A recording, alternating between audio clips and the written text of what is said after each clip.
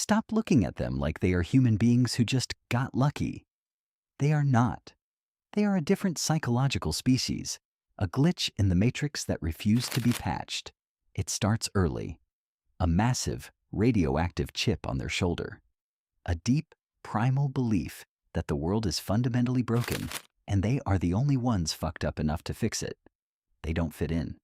They see the school system, the rules, the be a good boy bullshit, and it feels like a straitjacket designed for morons.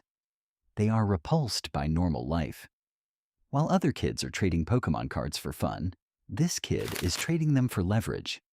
They aren't playing the game. They are already trying to own the casino. It's not a hobby. It's a pathology. A singular psychotic obsession with a specific problem or mechanism. They don't want balance. They want dominance. They view authority figures, teachers, bosses, politicians, as temporary obstacles. Like traffic cones on a highway, they are about to bulldoze. They see a future that nobody else can see, and it drives them fucking crazy that everyone else is walking around with their eyes closed. Their pain tolerance is off the charts. Emotional pain, rejection, failure. It's just data. It doesn't break them. It calibrates them. They sacrifice everything normal people value. Fun, parties, sleep, relationships. They throw it all into the furnace to fuel the engine of their ambition. This period is lonely. It's the isolation chamber. They are building the foundation in the dark, while everyone else is dancing in the light. And the hunger. My God, the hunger. It's a void inside them that can never be filled. Not by money, not by fame. Only by more conquest. They make their first real bet. Not a safe bet. An all-in, burn the boats, if this fails I'm dead bet. And they do it without blinking. They don't have a plan B. Plan B is for cowards. Plan B means you're already planning to fail. For them, it's victory or death. And then something clicks. The engine turns over. The idea works. The first real validation hits them like a bolt of lightning. They aren't a kid with a chip on their shoulder anymore. They are a weapon that just got loaded. Now they need a target. Before we look at their first millions, we have to look at you. And the pathetic consumerist trap that keeps you poor and keeps them rich. Ask yourself this honest question. Why do we buy that we can't afford to impress people we absolutely hate? You lease a BMW at 12% interest to look like a boss at a red light for 10 seconds. You are renting a costume of success. You wear Gucci and Balenciaga emblems like a slave wears a brand. You are paying them to be a walking billboard for their actual wealth. Your entire financial life is optimized for perception. You are terrified of looking poor, so you guarantee that you will always be poor. Now look at the billionaire in their early days. They didn't give a solitary fuck about perception. They looked poor. They lived poor. Every dollar you spend on a car note is a dollar they injected into their business. You buy liabilities. They buy assets. They aren't obsessed with stuff. They are obsessed with leverage, equity, ownership, the things that print money while they sleep. They understand radical delayed gratification.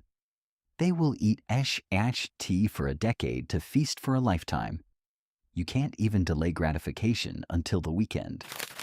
While you are loud about your fake success on Instagram, they are quietly accumulating real power in the shadows. Silence is profitable. You value social approval? They value control? You want people to like you. They want the power to not care if you exist. Your mindset is a cage built by marketing departments. Their mindset is the key to the lock, and they are the ones who sold you the cage. They realized early. There are only two classes of people, the people who own the systems and the people who work in them. They chose ownership. Money isn't for spending to them. Money is ammunition. It's soldiers. It's the scoreboard in a game you don't even know you're playing. And once they built that foundation, once they had the leverage, that's when the real fun began. That's when they tasted the first blood. Let's talk about the first million. For a normal person, $1 million means buying a house and relaxing. For this psychological anomaly, $1 million is just proof of concept. It hits their brain harder than any chemical narcotic on Earth. It's the ultimate high. The market just validated their crazy, psychotic vision, and now they taste blood. This is where the psychological shift happens. They stop working for money to survive. They start manipulating leverage to conquer. Money stops being paper and becomes pure kinetic energy. People talk about their 100-hour work weeks like it's a tragedy. It's not. They aren't suffering. They are obsessed. It's like a gamer playing World of Warcraft for 3 days straight. They fucking love it. It ceases to be a job. It becomes an infinite multiplayer strategy game. But instead of digital points, they are playing with real dollars, real industries, and real human lives. This is also when the empathy starts to detach. They begin to ruthlessly cut dead weight. Friends who just want to drink on weekends? Gone. Family members who demand too much time? Cut off. They build a fortress, and they only let other killers inside. If you aren't adding velocity to their empire, you are friction. And they eliminate friction without a second thought. They realize that their capital can literally buy other people's time. They stop doing the work and start building the machine that does the work. They become the architect. Once you bank your first 10 million, a magical thing happens. The fear of starvation dies forever. Bankruptcy isn't a threat anymore. It's just a reset button on a video game console. Average people risk everything they have for a 10% return. These guys risk 10% of their capital for absolute total market domination. They play asymmetric warfare. They develop the predator's eye. They look at a failing competitor and they don't see a tragedy. They see a carcass. They see cheap assets to strip and devour. Empathy is a fatal flaw in the boardroom. If you feel bad for the people you lay off, you lose to the guy who doesn't. So they locate the switch in their brain and they turn it off. At a certain point, the money is just a byproduct. What they are actually addicted to is the sensation of crushing the competition. The dominance is the drug. It's a snowball rolling down a mountain of cocaine. The faster they go, the bigger they get, and the less they resemble the kid who started the journey. This is the gateway to godhood. This is where they leave the human race behind and enter a psychological stratosphere where normal rules simply evaporate. $1 billion, full apex predator status. The air up here is so thin that a normal person's lungs would collapse just trying to breathe it. Money doesn't exist anymore. It's not about buying yachts. Yachts are cheap. Money is just the digital high score in the most exclusive arcade in the universe. And let's kill this pathetic copium right now. They are not sad. Stop saying billionaires are depressed and lonely. They are fucking thrilled. They won capitalism. They don't want to retire to a beach and drink piña coladas. The beach is boring. They want to buy the beach, bulldoze the sand, and build a metropolis with their name on it. Their inner circle shrinks to the size of a postage stamp. Trust becomes the most expensive, rarest commodity on planet Earth. They know everyone wants their money. They view every single human interaction as a potential transaction, a liability, or a direct threat to their empire. They are surrounded by highly paid assassins in suits whose only job is to agree with them. When nobody ever tells you no, your reality becomes completely, violently warped. When your morning tweet can crash a global currency, or your phone call can alter the laws of a sovereign nation, you stop feeling human. You feel like a deity. They are totally detached. They don't understand the price of milk. They don't comprehend your rent problem. To them, the struggles of the working class are just abstract math equations. They run on a completely different psychological operating system. The human code, the stuff that makes you feel guilt or community or satisfaction, has been entirely overwritten. So what did they actually sacrifice to get here? They didn't lose their happiness. They lost their relatability to the human race. They mutated. They look at normal people the way you look at animals in a zoo. Fascinating, sometimes cute, but fundamentally beneath them, a completely different species. The rules stop applying. Laws are just fines, and fines are just the cost of doing business. Morality becomes a quaint construct invented by poor people to keep each other in line. It is absolute, terrifying freedom. The freedom to do whatever the fuck they want, to whoever they want, whenever they want, with zero earthly consequences. Money was the key to the door, but power is the drug on the other side.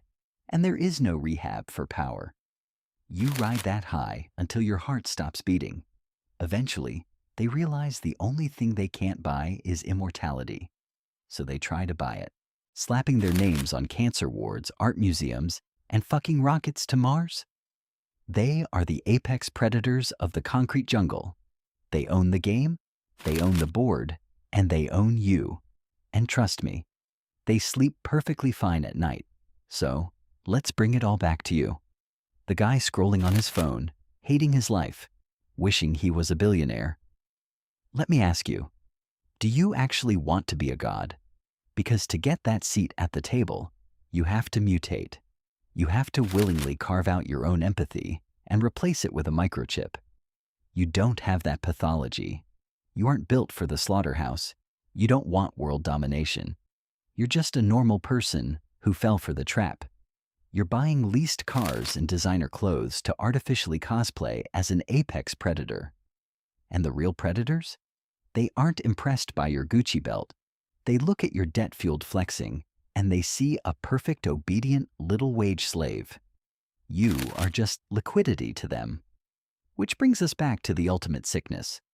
Why do we buy tea we can't afford to impress people we absolutely hate? Because we are terrified of being nobodies.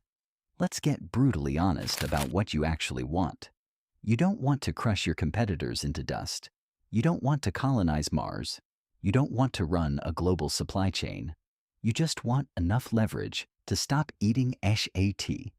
You want the financial power to look your boss right in the eye and tell him to go FCK himself. You want to wake up on a Tuesday and do whatever the hell you want. You want to pay for a medical emergency without having a panic attack. You want your time back. That doesn't require godhood. It just requires discipline, a decade of patience, and turning off your fragile ego. It's a math equation, not a blood sacrifice. But you will never reach that number if you keep playing their consumer game. Every dollar you spend trying to look rich is a dollar keeping you in the cage. You have to step off the wheel. Accept that you are a human being, not a sociopathic wealth-generating machine. And that is a feature, not a fucking bug. You get to keep your soul. You get to keep your friends. You get to feel the sun on your face without calculating its monetization value. You will never be in the 0.001%. You don't have the venom in your veins for it. Swallow that pill right now and let it set you free. Stop worshiping the monsters at the top of the pyramid. They don't care about you. They are playing a different sport in a different universe. Leave them to their madness. So look in the mirror.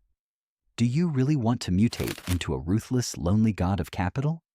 Or do you just want enough cash to buy your own life back? Figure out what your actual number is. Build it quietly. And leave the god complex to the psychopaths. See you at the bottom.